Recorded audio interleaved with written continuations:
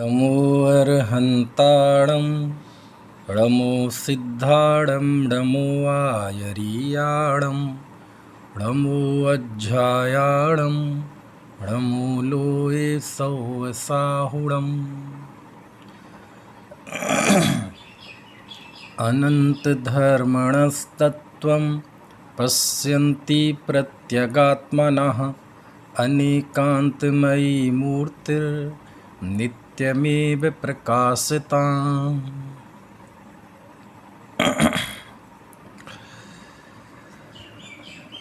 अनेकांतमयी मूर्ति नित्य ही प्रकाशित होती रहे।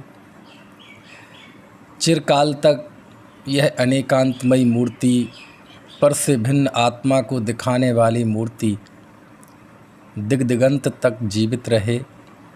ये भावना अभी हमने मंगलाचरण में भाई। आज जिस विषय पर हम बात कर रहे हैं वो है वक्ता का सौंदर्य। पहली बार ही मैं इस विषय को किसी भी रूप में प्रस्तुत कर रहा हूँ। भाई उर्विश ने बताया था कि अनेक हमारे भूतपूर्व शास्त्री वर्तमान में जो विद्यालय में पढ़ रहे हैं वो, और इनके अलावा और भी साधर्मी जन हमारे श्रोता होंगे। हालांकि चेहरे तो हमारे सामने हमारे बच्चों के ही दिखाई दे रहे हैं।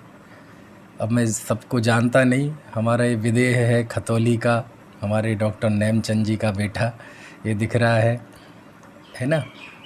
चलिए तो मेरे विषय में जो वक्ता के सौंदर्य को लेकर जो बड़ी बड़ी गंभीर बातें थी, इन नौनिहाल चेहरों को देखकर थोड़ा सा मेरा मन बदल रहा है कि कहीं ऐसा ना हो ऊंची बातों के चक्कर में ये है ना वंचित रह जाएं। फिर भी अब जो विषय है सुनिश्चित है, जाहिर है, उसी विषय पर बात करेंगे। वक्ता का सौंदर्य कोई विषय अलग नहीं है, वक्ता का स्वरूप ही वक्ता का सौंदर्य है। क्योंकि वक्ता का स्वरूप सुंदर ही होता है, आदर्श ही होता है। वक्ता का स्वरूप लोक कल्याणकारी ही होता है। लेकिन मैं शास्त्र में जो वक्ता के स्वरूप के प्रकरण आए हैं, चाहे वो प्राचीन ग्रंथों में हों, है ना, या जिनसेन आचार्य के आदि पुराण में हों, या कि आचार्य गुणभद्र स्वामी के आत्मानुशासन में हों, या कि मोक्ष मार्ग प्रकाशक में हों, या कि पंडित सदा सुखदास जी की भाषा वचनिकाओं में हों, जहाँ जहाँ भी आगम में वक्ता का स्वरूप लिखा है, तो उसमें से कोई एक प्रकरण, कोई एक गाथा मैं आपको नहीं बताऊँगा। इसलिए मैंने इसको विषय को थोड़ा दूसरा शीर्षक दे दिया, वक्ता का सौंदर्य। क्योंकि हम इसमें वक्ता की बात करेंगे तो आधुनिक संदर्भों के साथ करेंगे। क्योंकि आज तत्व ज्ञान के वक्ताओं के सामने बहुत बड़ी बड़ी चुनौतियां हैं, बहुत बड़ी बड़ी समस्याएं हैं। क्योंकि लौकिक मार्ग और हमारे मार्ग में काफ़ी फ़र्क है। तत्वज्ञानियों का मार्ग, आत्मार्थियों का मार्ग, रास्ता बहुत कठिन है। क्यों? क्योंकि हमारी वाणी में जो बात आएगी वह लोक से भी विरुद्ध होती है, लौकिक मनोविज्ञान से भी अलग होती है, और शास्त्रों की भी बहुत सारी जो उपचरित कथन हैं उनसे भी थोड़ी भिन्न अपेक्षा लिए होती है। तो वो कई चुनौतियाँ हमारे सामने आ जाती हैं। चलिए, फिर भी अब चूँकि हमारे सामने वाह धर्मेंद्र जी भी दिख गए हैं, अब थोड़ा सा और मज़ा आएगा मुझे। जय जिनेंद्र धर्मेंद्र जी, कैसे हैं? ठीक है? चलिए, सबसे पहले हम जाने वक्ता कौन होता है। वैसे तो जिस व्यक्ति को दूसरी इंद्रिय मिल गई, बस वहीं से उसका वक्तापन हो जाता है। क्योंकि 5 इंद्रियां होती हैं ना, स्पर्शन, रसना, घ्राण, चक्षु, कर्ण। स्पर्शन इंद्रिय तो सभी जीवों की होती है, लेकिन जो 2 इंद्रिय जीव होता है उसे रसना इंद्रिय मिल जाती है, और वहीं से उसके वक्तृत्वता आ जाती है। मतलब वो बोलने लगता है। भले हमारी आपकी तरह ऐसे भाषा बढ़िया ना बोले, लेकिन ची ची पी पी कुछ ना कुछ वो बोलने लगता है, ज़ुबान से उसकी आवाज़ निकलने लगती है। तो वक्ता तो वह दो इंद्रिय भी हो जाता है। हाँ, ये बात अलग है कि श्रोतापना पंचेंद्रिय होने पर ही आता है। पांचवी इंद्रिय है ना श्रोता, यानी वक्ता होना सरल है और पांच इंद्रिय श्रोता होना कठिन है। इसलिए यदि किसी को श्रोता होने में लगता हो कि नहीं वक्ता बड़ा होता है, श्रोतापन छोटा होता है, ऐसा नहीं है। वक्तापन तो दो इंद्रिय के भी आ जाता है, लेकिन श्रोतापन पांच इंद्रिय होने पे आता है। खैर, तो दो इंद्रिय से लेके सब वक्ता है, लेकिन यहाँ वक्ता है जो मुक्ति मार्ग का वक्ता है, जो मोक्ष मार्ग का वक्ता है। और सर्वोत्कृष्ट वक्ता बोलने वाले यदि मुक्ति मार्ग का कथन करने वाले कोई हैं तो वो हमारे तीर्थंकर देव हैं, अरहंत देव हैं। वही मूल में वक्ता हैं। हम जो कुछ भी बोलते हैं उसका मूल स्रोत वह सर्वज्ञ देव हैं, है ना। इसलिए वो उत्कृष्ट वक्ता है, असल वक्ता है ना। हम सब तो उनकी फॉलो करने वाले हैं, उनकी बातों को समझाने वाले हैं, हम तो पोस्टमैन हैं। लेकिन इस मोक्ष मार्ग के जो असली वक्ता हैं, मोक्ष मार्गस्य नेतारम, असली वक्ता जो हैं वो जिनेंद्र देव हैं। और वो वक्ता कैसे होते हैं? वो वीतरागी होते हैं, वो सर्वज्ञ होते हैं, अनंत चतुष्टय युक्त होते हैं, समोषण आदि विभूतियों से सहित होते हैं, नाभि हों तो गंधकुटी आदि से सहित होते हैं, है ना, 34 अतिशयों से सहित होते हैं, ठीक है, अष्ट प्रातिहार्य सहित होते हैं। उनका तो अलग ही वैभव होता है। तो उनकी वीतराग और उनकी सर्वज्ञता और उनके मुखारबंद से होने वाली दिव्य ध्वनि, जिसमें नरक गति के छोड़कर 3 गतियों के जीव, विभिन्न विभिन्न प्रकृतियों के जीव एक स्थान पर आकर बैठते हैं, तो वो जो उनका वक्तृत्व होता है वो तो अद्भुत ही है, वो तो अलौकिक ही है। उनकी तो क्या बात कहें, है ना। कभी उनकी स्तुतियों में कुछ देखना हो तो आचार्य समंत भद्रदेव के स्तोत्र पढ़ें।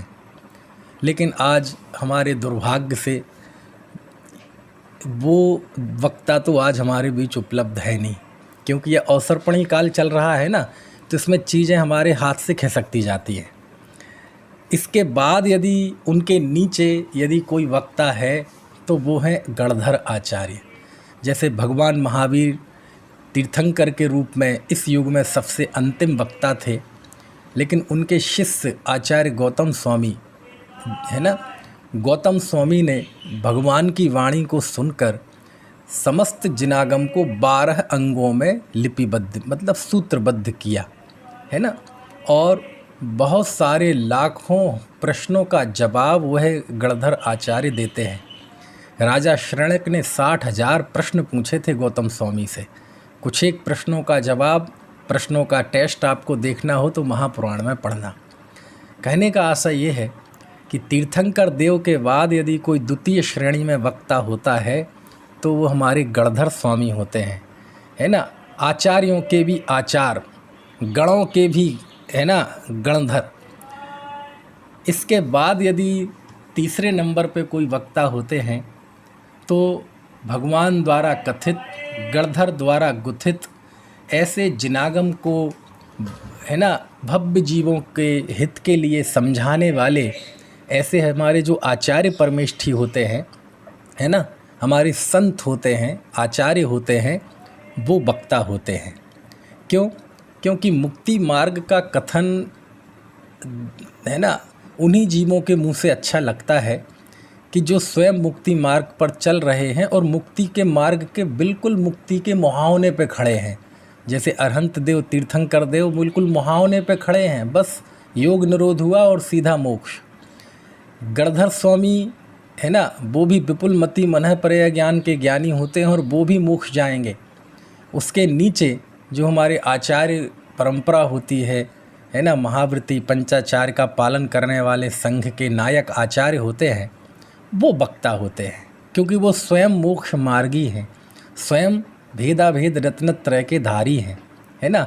और जो स्वयं मोक्ष मार्गी हो और स्वयं दिगंबर हो, सम्यक दर्शन ज्ञान चारित्र का धारी हो, साम्य भाव में स्थित हो, भेद विज्ञानी हो और प्रचुर स्वसंवेदन वाला हो, जिसके अंदर जीव मात्र के प्रति अनंत करुणा हो, ऐसे जीव के द्वारा यदि मुक्ति के मार्ग के पथिक जीव के द्वारा यदि मुक्ति के मार्ग का प्रकाश हो, उसके मुखारबिंद से निकले, तो उन वचनों की बात ही अलग होती है। समझ में आया? तत्वार्थ सूत्र की उत्पत्ति ऐसे ही तो हुई थी कि कोई निकट भव्य जीव आचार्य के समक्ष पहुंचा और कहा, हे आचार्य देव, आत्मा का हित क्या है? तो उन्होंने बताया, आत्मा का हित मोक्ष है। हे आचार्य देव, वह मोक्ष क्या है? उन्होंने कहा, है ना, समस्त कर्मों से रहित अनंत स्वाभाविक सुख की प्राप्ति का नाम मोक्ष है। अहो, इसका मतलब मोक्ष भी है और उसकी प्राप्ति भी हो सकती है, दुखों से छूटा जा सकता है। आचार्य देव, वह मुक्ति का मार्ग क्या है, कृपया मुझे बताइए। तब आचार्य उमा स्वामी के मुखारविंद से सहज ही निकल गया, सम्यक दर्शन ज्ञान चारित्राणी मोक्ष मार्गा। इससे मतलब क्या हुआ? आशय ये निकला कि मोक्ष मार्ग के जो पथिक हैं, ऐसे नग्न दिगंबर संत आचार्य, वो जब वक्ता, वो जब मुक्ति के मार्ग का उपदेश देते हैं तो वो बहुत गजब होता है। वो तीसरे नंबर पे है। समझ में आया? है ना? क्यों? क्योंकि वो जो उपदेश दे रहे हैं उसको पूरी तरह वो खुद फॉलो कर रहे हैं। और कई बार ऐसा होता है कि प्रभावना जिह्वा से नहीं होती, जीवन से होती है। प्रभावना भाषण से नहीं होती, प्रभावना आचरण से होती है। समझ में आया ना? तो उनका स्वयं का जीवन भी इतना ऐसा गजब का होता है। हे गुरुवर शाश्वत सुख दर्शक, यह नग्न स्वरूप तुम्हारा है, जग की नश्वरता का सच्चा दिग्दर्शन करने वाला है। तो वो वक्ता, अब देखो, तीर्थंकर जैसा वक्ता होने के लिए तो कितना पुण्य चाहिए, आज मुमकिन ही नहीं है। गणधर महाराज जैसा उनका उपदेश साक्षात सुन सकें, ऐसा हमारा पुण्य नहीं है। और एक वीतरागी संत का उपदेश हमें सुनने मिले, इसके लिए भी हमारी झोली में कितना पुण्य होना चाहिए, इसकी हमसे ज़्यादा और कौन जानता है। इसके बाद चौथे नंबर पे हम वक्ता रखें तो यहाँ ये तो सब बहुत उत्कृष्ट वक्ता हैं। अब मान लीजिए इनकी प्राप्ति ना हो तो कौन होते हैं वक्ता? श्रावकों में जो उत्कृष्ट श्रावक हैं, है ना, ऐलक हैं, छुल्लक हैं, है ना, श्रावकों में ही सर्वोत्कृष्ट जिन्हें महाव्रती भी कहते हैं, है ना, अर्जिकाएँ हैं, ये वक्ता होती हैं। ठीक है? और ये भी वक्ता ना हो तो अब आता है जिस पे हमें मुख्य बात करनी है कि हम आप जैसे लोग जो जिन धर्म के श्रद्धानी हैं, जिन्हें जिन धर्म प्राणों से प्यारा है और हमने स्वयं उस जिन धर्म को जिया है, अंदर में बहुत उसका आनंद लूटा है, और हमारे अंदर ये भावना आती है कि तीर्थंकर के आगे तो हम कुछ भी नहीं, गणधर देव के आगे तो हम कुछ भी नहीं, आचार्यों के आगे तो कुछ भी नहीं, इनके आगे तो हम मिट्टी हैं। उत्कृष्ट श्रावक के सामने भी हमारी कोई बहुत ज़्यादा हैसियत नहीं है।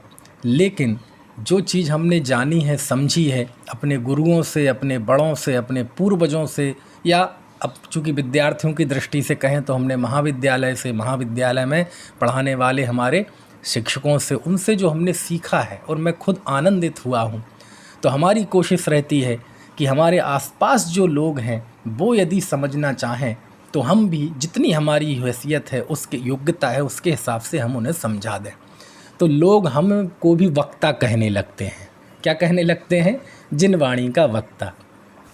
तो इस चर्चा के केंद्र में हम, चूँकि अनेक लोग होंगे जो भूतपूर्व हैं, वर्तमान में हैं, वो भविष्य में विद्वान बनने वाले हैं, ये तय है। तो आज के संदर्भों को लेकर हमारी विद्वत्ता में, हमारी वाणी में कौन कौन सी ऐसी चीज़ें होनी चाहिए जिसके द्वारा कोई अप्रभावना ना हो, किसी जीव का अपकार ना हो, अकल्याण ना हो, और सबसे बड़ी बात है हमारे अनेकांतमयी जिन दर्शन को कोई किसी भी तरह से क्षति ना पहुँचे। इसके लिए कुछ बातें मैं वक्ता के सौंदर्य के रूप में आपको बताता हूँ, क्योंकि इनके ऊपर जैसे वक्ता होना तो बहुत सौभाग्य की बात है। लेकिन अब थोड़े हम आप अपने लेवल की बात करते हैं। जब आप शास्त्रों में जाएंगे तो हम आप जैसे वक्ताओं के बहुत लक्षण लिखे हैं, बहुत लिखे हैं आचार्यों ने, अनेक जगह पे है, जिसकी अभी मैंने शुरुआत में बताई थी। लेकिन आज हम जिस दौर में जी रहे हैं, जिस समय में जी रहे हैं, और आज जो देश का माहौल है, इसमें हमें अपने वक्तृत्व को कैसे सुंदर रखना है, अपने वक्तापन को कैसे गरिमा के साथ बनाए रखना है, ये एक बहुत बड़ी चुनौती हमारे सामने आन पड़ी है। क्यों आन पड़ी है? क्योंकि आज हम नेतृत्व विहीन हैं। आज हमारी जैन समाज का कोई नेतृत्व नहीं है, ना कोई राजनीतिक नेतृत्व है कि एक कोई ऐसा राजनीतिक नेतृत्व हो जिसको पूरी जैन समाज उस पर यकीन कर सके, ना धार्मिक नेतृत्व है ना कोई ऐसे एक सर्वमान्य आचार्य हैं जिसका पूरा जैन समाज यकीन कर सके, उनके चरणों में जाके अपनी गलतियां निकाल सके, उनके चरणों में जाके वस्तु स्वरूप समझ सके, अपनी भूलें ऐसा कोई सर्वमान्य आचार्य नहीं है। ऐसे कोई सर्वमान्य कोई विद्वान नहीं है अखंड जैन समाज में कि जो कह दे और अखंड समाज आंख बंद करके मान ले। अखंड पूरी तो नहीं मान सकती, लेकिन यदि आधी भी मान ले तो हम उसे बहुत बड़ी बात कहेंगे। और जब ऐसी नेतृत्व विहीनता की स्थिति आ जाती है तो फिर हमारे सामने बहुत बड़ी बड़ी चुनौतियाँ आ जाती हैं। अब इस स्थिति में हम कैसे अपना वक्तृत्व, अपनी शुद्ध तत्व ज्ञान कैसे दुनिया के सामने रख पाएँ, इसके लिए आज मैं 2-3 छोटी सी बात करूँगा। मैंने तो बहुत बड़ी लिस्ट बनाई है, लेकिन वो सारी बता नहीं पाऊँगा मैं। इसमें देखो, सबसे बड़ी बात ये है कि हम वक्ता, उसमें आपको नहीं कह रहा हूँ, मैं स्वयं को ही समझा रहा हूँ। समझ में है ना? और आप में से समझ में आ जाए तो बहुत अच्छी बात है। नौनिहाल बच्चे हैं, अब ये बहुत इतनी बड़ी बड़ी बातें शायद समझ में ना आए, लेकिन थोड़ी इसकी सुगंध लूटने की कोशिश करें, है ना, जितना समझ में आए। देखो, सबसे पहले हम वक्ताओं का एक बहुत बड़ा कर्तव्य है कि हम स्यादवाद शैली से कभी दूर ना जाएं। जब जब स्यादवाद शैली से हम दूर हुए हैं, जब जब स्यादवाद शैली की हमने उपेक्षा की है, हम पे संकट आए हैं, हमें एकांती कहा गया, बहिष्कार किया गया। क्यों? क्योंकि हम स्यादवाद पद्धति से कहीं ना कहीं थोड़े से दूर हो गए। स्यादवाद पद्धति मतलब क्या होता है कि जिनवाणी की जो विविध शैलियाँ हैं, निश्चय, व्यवहार, है ना, इन समस्त शैलियों का ज्ञान और इनके संतुलन के साथ विषय का विवेचन रखना, ये कहलाती है स्यादवाद शैली। अब हम जो बात कहें उसको पूरी अपेक्षा बताएं, लेकिन दूसरी अपेक्षाओं का निषेध न करें, उसका भी कथन करें जब मौका आए। तो एक स्यादवाद शैली होनी चाहिए थी, उसका ध्यान रखें। यदि दुनिया हम पे एकांत का आरोप लगाती है, निश्चय एकांत का आरोप लगाती है, स्वेच्छाचारिता का आरोप लगाती है, अथवा ये कहते हैं कि ये तो केवल एक पहलू को पढ़ते हैं, जिनवाणी की सारी विवक्षाओं को नहीं पढ़ते, ये जितनी आक्षेप और आरोप हम पे लगाए जाते हैं आत्मार्थियों पे तो वो जितना कषाय की वजह से लगाए जा सकते हैं उसकी अपन फिक्र नहीं करते।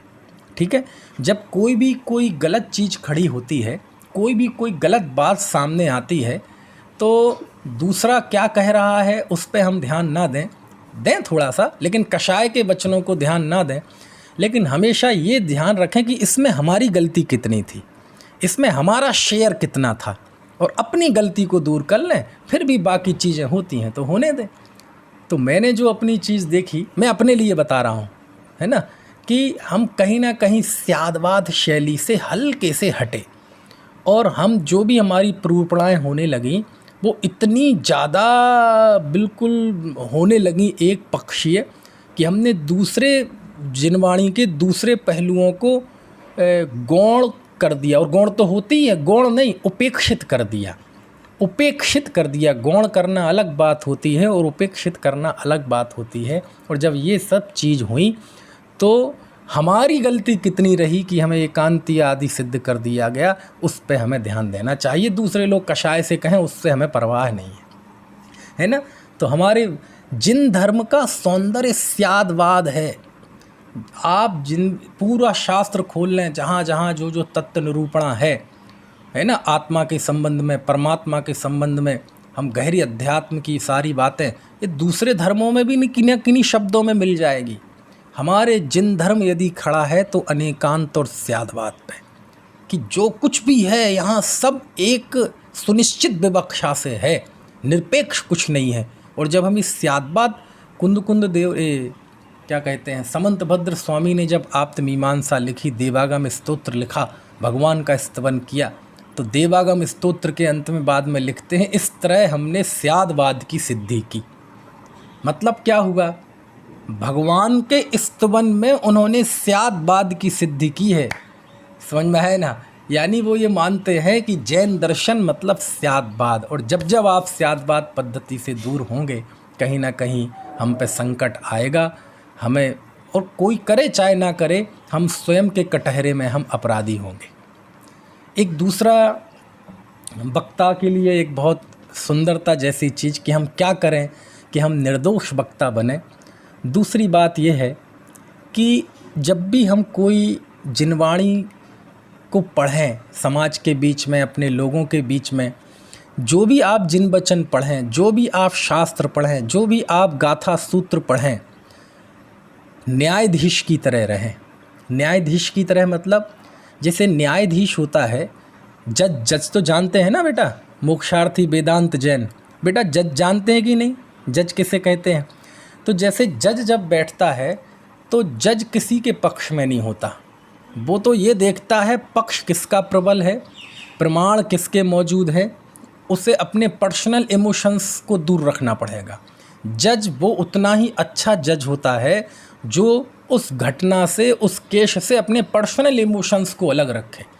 आप जज क्या मानते हैं, क्या नहीं मानते हैं, आप कितना पढ़े हैं, आपने दुनिया कितनी देखी है, इससे कोई मतलब नहीं है। आप अपने पर्सनल इमोशंस एक तरफ रखो। आपका कार्य है वो जो सामने केस है उसके प्रमाण देखें और उसके अनुसार फैसला दें। हो सकता है आपका मन ये कह रहा हो कि ये अपराधी नहीं है, लेकिन यदि उसने अपराध किया है, उसके सबूत हैं, तो आप उससे दोष मतलब सजा दें।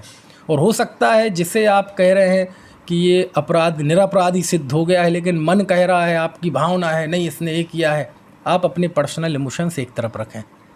ऐसे ही जब हम जिनवाणी पढ़ें, जिनवाणी की वाचना करें, तो अपने पर्सनल इमोशंस एक तरफ रखें। हमारी निष्ठा किसके प्रति है, हमारी निष्ठा, हम जो शास्त्र पढ़ रहे हैं, जो गाथा पढ़ रहे हैं, हमारा उद्देश्य वो बताना है। हमारा उद्देश्य आचार्यों के, ज्ञानियों के, भगवंतों के वचनों को प्रस्तुत करना है, ना कि हमें खुद को प्रस्तुत करना। समझ में आया ना। हम कोशिश ये करें कि हम जिन वचनों को प्रस्तुत करें, अपने है ना, अपनी व्याख्या है, मुझे ऐसा महसूस होता है, ऐसा महसूस, पता चले गाथा तो कुछ और कह रही है और आप जो महसूस कर रहे हैं वो अलग है, और आपने जो महसूस किया वो बता रहे, आप गाथा में जो लिखा है वो नहीं बता रहे। तो देखो आपके पर्सनल इमोशंस हावी हो गए ना। गाथाओं में, सूत्र में, आचार्यों के वचनों में जो आ रहा है आपको वो बताना है। हो सकता है आपकी रुचि का ना हो, तब भी आपको वही बताना है, और हो सकता है जिसमें आपको रुचि हो वो आपको नहीं बताना है। क्यों? क्योंकि ये जो दुनिया बैठी है वो आचार्यों का, ज्ञानियों का मंतव्य जानने बैठी है, आपको जानने नहीं बैठी। समझ में आए ना। इसी से जुड़ा हुआ तीसरा बिंदु है कि हमें सबसे पहले प्रामाणिकता पर ध्यान देना है। जब भी हम कोई वचन बोलें, मौलिकता, ये मेरी मौलिक सोच है, चिंतन है, अभी एक तरफ रखो जरा इनको। जैन धर्म में सबसे पहले कुछ है, सबसे महत्वपूर्ण कुछ है वक्ता के लिए भी, तो सबसे पहले है प्रामाणिकता, कि आप जो वचन बोल रहे हैं वो पूर्व आचार्य परंपरा से प्रामाणिक होने चाहिए। समझ में आए ना। तर्क वगैरह का अपना स्थान है, लेकिन प्रामाणिकता है ना। तो मौलिकता, चिंतन, तर्क, वितर्क, इनका क्या काम है? इनका काम ये है कि आपके पास वो चिंतन हो, वो तर्क हो, वो युक्तियाँ हों कि जो प्रामाणिक, जो हमारे आचार्यों ने बातें लिखी हैं, आप उन्हें पुष्ट कर सकें।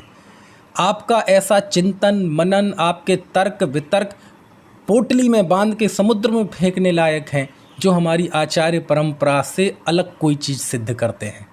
समझ में आया ना। क्योंकि उससे प्रामाणिकता भंग होती है। क्या कह रहा हूँ मैं, आपको बात समझ में आ रही है कि नहीं? अब चूँकि हमारे छोटे छोटे बच्चे बैठे हैं, थोड़ा इनका भी मन लगा रहे, इसलिए मैं इनको एक छोटा सा दृष्टांत देता हूँ। बहुत साल पहले, मेरे समय पता नहीं बहुत साल हो गए, एक कोई बॉलीवुड में मूवी आई थी, तो उसमें एक कोई एक्ट्रेस थी, नाम तो पता नहीं क्या था।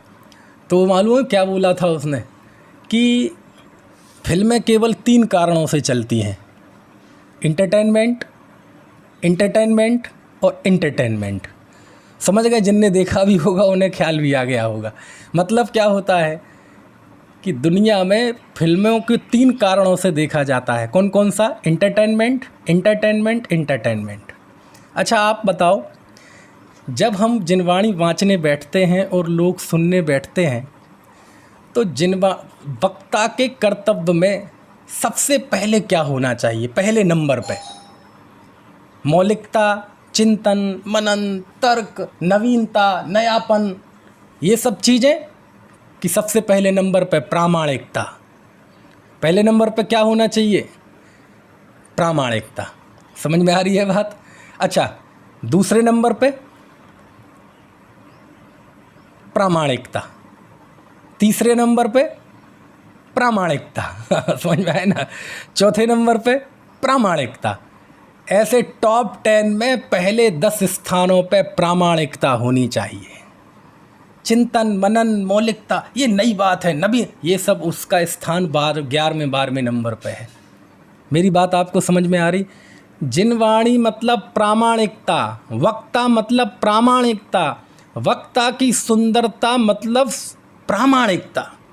जो वक्ता जितना प्रामाणिक होगा वह अपना भी उतना ही बड़ा हित करेगा और लोक के लिए भी उतना ही हितकारी साबित होगा।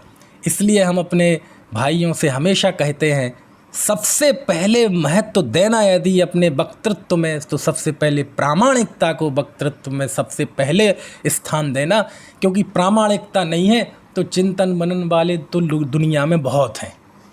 चले जाओ अभी आज ओशो के पास, तो ऐसा चिंतन मिलेगा कि आप की ज़मीन खिसक जाएगी। चले जाओ, दुनिया में इतने दार्शनिक हैं, बाबा हैं, सबके पास चिंतन इंतन बहुत है, लेकिन उस चिंतन का ना ये छोर पता ना वो छोर पता, कहाँ से चीज़ें शुरू होती हैं और कहाँ जाकर हमें रुकना है कुछ नहीं पता। चिंतन मनन मौलिकता को भी बहुत स्थान है, लेकिन ऐसा चिंतन हो, ऐसी मौलिकता हो जैसे कि टोडरमल जी की है। समझ में आए ना?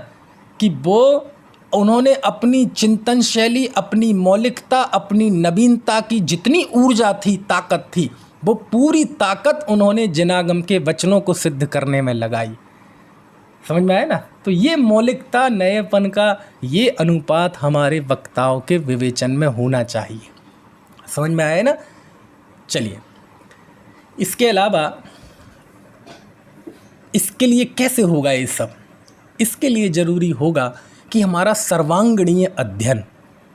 देखो, हमारे पाठ्यक्रमों में तो जितना होता है हम उतना ही पढ़ते हैं और उससे ज़्यादा पढ़ा भी नहीं सकते, क्योंकि महाविद्यालय की पढ़ाई भी होती है ना, कॉलेज की लौकिक पढ़ाई भी होती है, धार्मिक पढ़ाई भी होती है, फिर खान पान, खेलना और एक्स्ट्रा गतिविधियाँ, बहुत सारी चीज़ें होती हैं।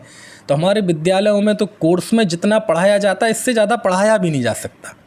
लेकिन यदि आप हकीकत में इस जिनवाणी के प्रति अगाध प्रेम रखते हैं और आपके मन में ये भाव है कि जो चीज़ मैंने आनंद से लूटी है, अंदर में उसका आनंद लिया है, यदि कोई 2 व्यक्ति आ जाएं और उसे समझना चाहें तो हम उसे समझा देंगे। इसके लिए ज़रूरी है आपका बहुत व्यापक अध्ययन होना, बहुत सर्वांगीण अध्ययन होना, चारों अनुयोगों का अध्ययन होना, एक एक कथन के विविध शैलियों का अध्ययन होना, उसके साथ साथ विद्वत्ता के तौर पे हमारे ज्ञान को निर्मल बनाने वाली, विशुद्धि बढ़ाने वाली जो चीज़ें हैं उसको सपोर्ट करने वाली भाषा, छंद, न्याय, व्याकरण, संस्कृत, प्राकृत, लौकिक, इनका अध्ययन हो तो सोने पे सुहागा है। लेकिन ये सब साधन के रूप में, साध्य के रूप में नहीं। साध्य तो यही होना चाहिए कि तत्व ज्ञान, वो हमारा साध्य है। इसके लिए बहुत व्यापक अध्ययन करना चाहिए। समझ में आया? अच्छा, मैं अपने वक्ताओं से पूछना चाहता हूँ, दिल पे हाथ रख के बताना, आपकी आवाज़ तो मुझे सुनाई देगी नहीं, लेकिन अपने मन में सोच के बताना, क्या जैसा रुझान, जैसी भक्ति और जैसा अहमियत, समर्पण हमारा बोलने के प्रति होता है, क्या वैसा पढ़ने के प्रति होता है? समझ में आया ना? देखो, सिर हिला रहे हैं, नहीं होता देखो, पढ़ने के प्रति बहुत, हमने जब एक जो समाज का मूल्यांकन किया है पूरे देश के समाज का, तो मैंने देखा है कि हमारे में जिनवाणी के श्रोता तो डेवलप हो रहे हैं, श्रोता तो तैयार हो रहे हैं, लेकिन जिनवाणी के पाठक तैयार नहीं हो रहे। जब हम मंदिरों में जाके हज़ारों लाखों की तादाद में जिनवाणी देखते हैं, अलमारियों में रखी हुई है घरों में, और उसमें दीमक लग रही है और धूल लग रही है, कोई पढ़ने वाला नहीं है, जितनी तेज़ी से जिनवाणी छप रही है उसके 1% भी जिनवाणी के सुनने वाले तैयार नहीं हो रहे। प्रकाशन बहुत हो रहा है, पठन नहीं हो रहा है।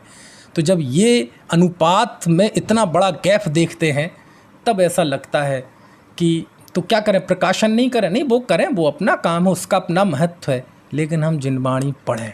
क्यों? क्योंकि जब हम पढ़ते नहीं हैं तो ऐसी स्थिति बन जाती है।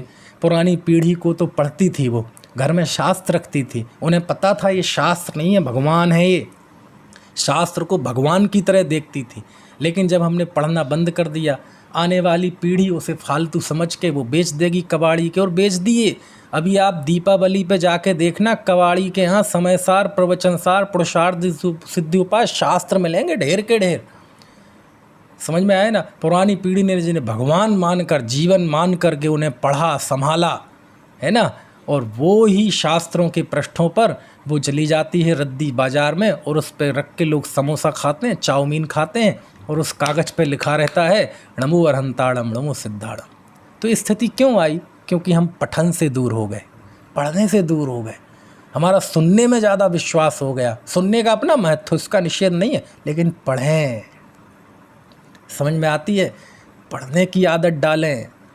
सुनना ये गहरी रुचि का परिचायक नहीं है, हालांकि गहरी रुचि वाले भी सुनते हैं, लेकिन जब आप नियमबद्ध होकर अपने सगे हाथों में जिन वचनों को लेकर पढ़ते हैं तो आपकी ये गहरी रुचि, गहरे आत्मसमर्पण और निकट भव्यता की निशानी है। क्योंकि जब आप पढ़ते हैं तो आचार्य और आप दोनों बिल्कुल साथ साथ होते हैं। प्रवचन सुनने में तो आप वक्ता को सुनते हैं, और यदि उसके पर्सनल इमोशंस हावी हो गए तो जिन वचन तो एक तरफ वो अपनी सुनाएगा। समझ में आए ना? लेकिन आप जब जिन वचन पढ़ते हैं तो आपके और आचार्यों के बीच में कोई नहीं होता, कोई नहीं होता। समझ में आए ना? शास्त्र में ऐसा लिखा है, शास्त्र में ऐसा लिखा है कि जो जीव समाधि में स्थित है ना, समाधि में स्थित जीव शास्त्र रूपी समुद्र में से कोई चुने हुए एक सूत्र, एक पद का ध्यान करते करते वह जीव क्षपक हो जाता है, समाधि हो जाती है उसकी। समझ में आए ना? लेकिन ये सब कब होगा? जब पढ़ेंगे। तो वक्ता का बहुत, ये सब प्रामाणिकता आएगी कैसे, या स्यादवाद शैली आएगी कैसे? जब आप बहुत पढ़ेंगे तो आपको एक एक बात के कई पहलू पता चलेंगे, किन आचार्य ने किस दृष्टि से इसका क्या विवेचन किया है। जब ये आएगी तो परिपक्वता आएगी, स्यादवाद शैली विकसित होगी, प्रामाणिकता आएगी, और वह वाणी में भी फूटेगी तो लोक के लिए भी कल्याणकारी होगी। क्यों?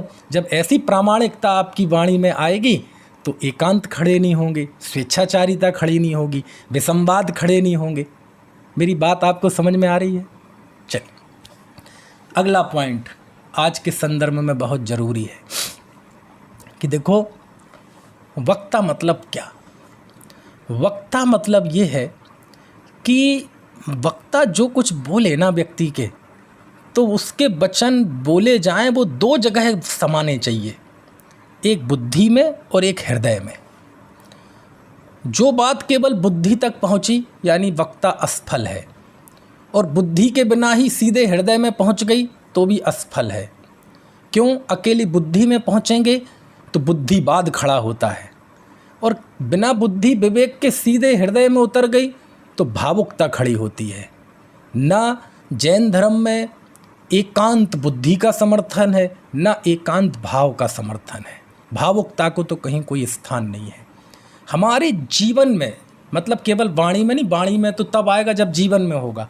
हमारे जीवन में बुद्धि का और भाव का, अक्ल का और कल्ब का, समझ में आए ना, ब्रेन का और हार्ट का, इन दोनों का समायोजन होना चाहिए। जिन वाणी से केवल हम बुद्धि ना सीखें, जिन वाणी से भाव भी सीखें, कैसे जीना भावों को, कैसे प्रशम संवेग आस्तिक अनुकंपा को जीना, कैसे निशंकित निकांक्षित निर्विचिकित्सा आदि अंगों को जीना, कैसे 12 भावनाओं को जीवन में लाना। तो बुद्धि और भाव दोनों का आपके जीवन में समन्वय होना चाहिए। एकांत बौद्धिकता भी स्वयं के लिए भी हानिकारक, और यदि आप वक्ता होंगे तो लोक के लिए भी क्योंकि वो केवल बौद्धिक विलास की चीज़ बन जाएगी फिर जिनवाणी। और यदि बुद्धि ना हो, विवेक केवल भावुकता हो, तो भावुकता भी खुद के लिए भी हानिकारक, क्योंकि जब व्यक्ति भावुक होता है तो विवेक नहीं रहता। और ऐसी भावुकता का उपदेश आप लोक को भी देंगे तो वो भी कुछ देर के लिए भावुक हो जाएगी, लेकिन हाथ में कुछ लगेगा नहीं। तो बुद्धि और हृदय दोनों का मणिकांचन योग हो, तभी हमारा जीवन निर्दोष बनता है, तभी हमारी वाणी निर्दोष होती है। अगली बात, वक्ता का ये प्रथम कर्तव्य है कि जब वो कोई बात कहे तो अब चूँकि तत्व ज्ञान का निरूपण, एक तो वक्ता होते हैं जो मृदुल मार्गी होते हैं। मृदुल मार्गी मतलब सीधी सीधी सिंपल बात करो, ज़्यादा कोई ऐसी तात्विक कठिन ऐसी बात नहीं करते। लेकिन ये तो काम नहीं है वक्ता का। वक्ता का काम केवल सूत्रों के अर्थ समझाना ही नहीं है। सुनना, वक्ता की जिम्मेदारी क्या है? सूत्रों के अर्थ भी समझाना है। समझ में आए ना? इसके साथ साथ प्रेरणाएं भी कदाचित देता है।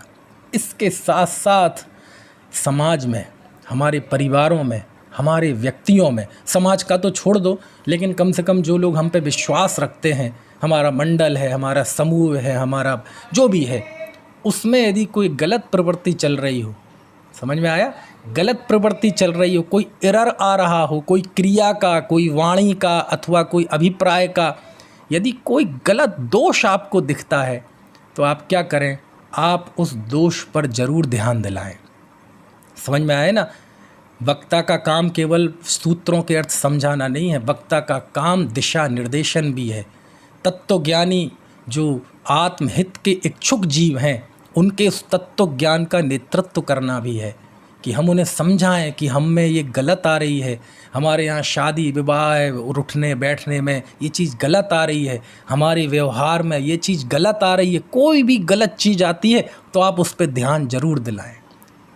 और उसको दिलाने के लिए आप ये ना सोचें कि ये हमारे अध्यक्ष हैं, ये हमारे मंत्री हैं, ये बुरा मान जाएंगे, ये हमारे बड़े हैं, चाचा हैं, ताऊ हैं, बुरा मान जाएंगे। नहीं मानेंगे। यदि आपका भाव अच्छा होगा और आपकी भाषा अच्छी होगी तो कहीं कोई मुसीबत आने वाली नहीं है। हमारे आचार्यों ने महान तत्व ज्ञान जिस भाषा में परोसा है, दुनिया कौन बुरा मानेगी बताओ आप? तो लेकिन ये कब कर पाएंगे? यदि वक्ता खुशामद करने वाला होगा, वक्ता लोभी होगा, तो ये काम नहीं कर पाएगा। फिर तो वो मोटी मोटी बातें करके सबको खुश करता रहेगा। लेकिन इसके लिए ज़रूरी है वक्ता निर्लोभी हो, वक्ता किसी से कोई उम्मीद ना रखे, वक्ता को परमार्थ के सामने सब न्योछावर करने की ताकत रखता हो कि परमार्थ के आगे कोई नहीं है। अरे मैं नहीं हूँ, मेरा परिवार नहीं है, मेरा शरीर तक नहीं है। लेकिन जब भी कोई ऐसी चीज़ रखे तो एक भाषा का बड़ा महत्व होता है। देखो, बहुत कठोर बात भी जब अच्छी भाषा में कर दी जाती है तो उस बात की सच्चाई कई गुना बढ़ जाती है। और सही बात भी जब गलत भाषा में कर दी जाती है तो वो बात की सच्चाई ही खत्म हो जाती है। कैसे? जो चीज़ हमें तत्व ज्ञान, जितना गौरवपूर्ण तत्व ज्ञान हमें मिला है, हमारी अभिव्यक्ति भी उसी गौरव के साथ होनी चाहिए। माल अच्छा हो लेकिन अभिव्यक्ति दोषपूर्ण हो तो अभिव्यक्ति नहीं, वो माल संदेह के दायरे में आ जाता है। समझ में आया ना? और माल खराब हो और अभिव्यक्ति अच्छी हो तो वो माल ही खराब है ना? तो हमारे पास जो ये वीतराग तत्व ज्ञान है, इसकी अभिव्यक्ति बहुत गौरवपूर्ण शब्दों में होनी चाहिए, क्योंकि सब कुछ शब्द ही तो है। आपको पता, दुनिया में लड़ाई झगड़े काय के हैं? क्रियाओं के नहीं हैं, शब्दों के हैं। सास बहू के झगड़े होते हैं तो वो कोई एक दूसरे को मुक्के मारती हैं, एक दूसरे को डंडों से पीटती हैं, लेकिन उनमें इतनी कषाय बढ़ जाती है। काय की है? शब्दों की तो कषाय है। कुछ बात समझ में आ रही? आज दो दलों में, दो परिवारों में, दो काय की लड़ाई है? शब्दों की तो लड़ाई है। कौन एक दूसरे को कोई गोली मार रहा है, कौन एक दूसरे को डंडे से पीट रहा है? मेरी बात आपको, सब शब्दों से ही तो है। अरे इतना ही तो कहा था कि अंधे का पुत्र अंधा। किसने कहा था? इतना ही तो कहा था ना। एक वाक्य ने महाभारत जैसा ऐसा युद्ध करा दिया कि आज हजारों साल के बाद भी आज 2 बच्चे भी लड़ते हैं तो कहते हैं महाभारत यहाँ ना करो। इतना बड़ा युद्ध एक वाक्य पे ही तो हुआ था। समझ गए बेटा? अभिनव घटना पता है नहीं? महाभारत में दुर्योधन आया द्रौपदी को से कोई बातचीत करने, तो वो जब लौटने लगा तो एक जगह टकरा गया, शीशा नहीं दिखा आगे जो कुछ भी रहा होगा, तो द्रौपदी ने व्यंग किया, अंधे का पुत्र अंधा। अच्छा बताओ गलत क्या किया था? आखिर उनके पिता अंधे थे धृतराष्ट्र, और इसने भी काम अंधेपन का ही किया, तो गलत क्या किया? झूठ क्या कहा? नहीं, 100% झूठ है वो। क्यों? क्योंकि सच्चाई केवल सच्चाई नहीं होनी चाहिए, वो कल्याणकारी भी होनी चाहिए, वो कषायों को शांत करने वाली भी होना चाहिए, वो उपद्रव और मन की उथल पुथल शांत करने वाला भी होना चाहिए। जैन धर्म में आप सत्य का स्वरूप पढ़ोगे ना, रोंगटे खड़े हो जाएंगे। मैं तो जो है जी मुंह पे कहता हूँ, साफ साफ कहता हूँ, किसी को बुरा लगाए चाहे अच्छा, सच बोलता हूँ। झूठ बोलते हो तुम। जिनवाणी में से सच नहीं कहा गया। जिनवाणी में सच उसे कहा गया है कि सच सुनकर उसे भी अच्छा लगे और आपके भी अंदर समता भाव का आनंद आए। सत्य का आनंद मतलब समता भाव का आनंद। जब हम दूसरों को गंदा गंदा बोलते हैं तो आपको समता भाव का आनंद आता है कि कषाय का? कषाय का नहीं है वो सत्य। समझ में आया है? और एक बात, दूसरी बात, एक छोटी सी वो याद आ रही है।